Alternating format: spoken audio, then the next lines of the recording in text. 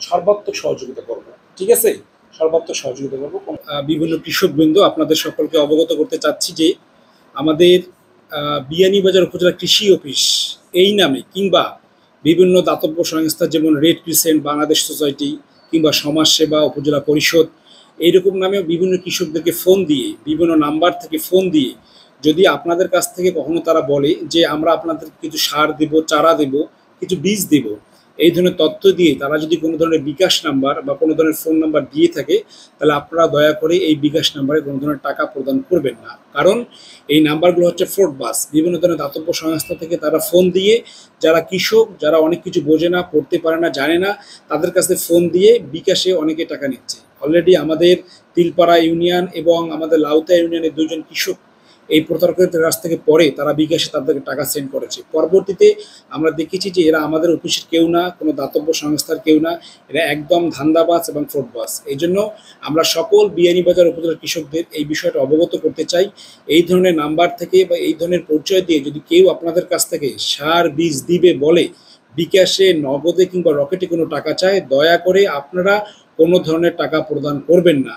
যদি জিনিসটা আপনাদের কাছে সন্দেহজনক মনে হয় তাহলে আপনারা অবশ্যই উপজেলায় আমাদের উপজেলা কৃষি অফিসে আসবেন, আমাদেরকে অবগত করবেন, এরপর আপনারা সিদ্ধান্ত নেবেন। অনেক সময় দেখা যায় যে আমাদের যে বিভিন্ন ধরনের সারের ডিলার আছে, আমাদের যে 9টি ইউনিয়নে 9 জন সারের ডিলার আছে, কিংবা বিভিন্ন ধরনের যে আমাদের ইউনিয়ন পর্যায়ে উপসহকারী কৃষি কর্মকর্তা আছে, এনাদের নাম্বার এবং নাম কিন্তু আমাদের উপজেলা কৃষি অফিস বিয়ানীবাজারের ওয়েবসাইটে পাওয়া যায়।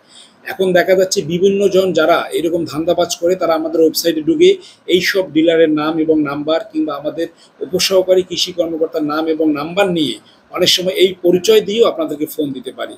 এই জন্য আমি আপনাদেরকে বলবো, যখনই কেউ আপনাদেরকে বিকাশে বা নগদে টাকা চাবে তখনই আপনারা ভেবে নেবেন যেখানে কোনো সমস্যা আছে। এই জন্য আপনারা অবশ্যই টাকা দেওয়া থেকে বিরত থাকবেন এবং অবশ্যই আমাদের সঙ্গে যোগাযোগ করবেন। আমরা উপজেলা থেকে যে বিভিন্ন সময়ে বিভিন্ন ধরনের প্রণোদনা দিয়ে থাকি, কৃষকদের যে ক্ষুদ্র এবং কৃষকদের যে প্রণোদনা দিয়ে থাকি, এটা একদম সম্পূর্ণ ফ্রি। বীজ এবং সার সম্পূর্ণ ফ্রি, এবং আমরা কোনো ধরনের সারের কোনো ফর্ম বিক্রি করি না এবং কোনো ধরনের টাকা আমরা অফিস থেকে গ্রহণ করি না। আমরা বারবার বলতেছি, প্রণোদনা পর্যায়ে যে সার এবং বীজ এটা সম্পূর্ণ কৃষকদের ফ্রি, এখানে একটি টাকাও কৃষকদের কাছ থেকে নেওয়া হয় না।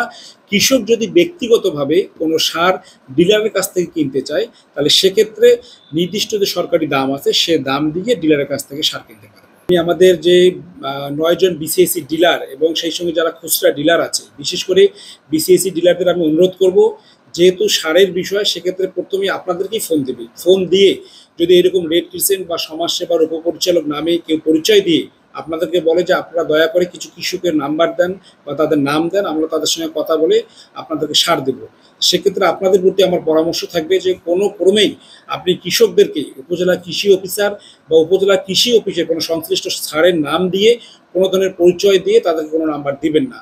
এই জন্য আমি আপনাদের বারবার অনুরোধ করি, যে কোনো ডিলার বা খুচরা ডিলারকে ফোন দিলে আপনি অবশ্যই আমার সঙ্গে যোগাযোগ করবেন এবং আমার নাম দিয়ে কোনো কৃষক ভাইকে বা কোনো সাব ডিলারকে আপনি যোগাযোগ করতে বলবেন না।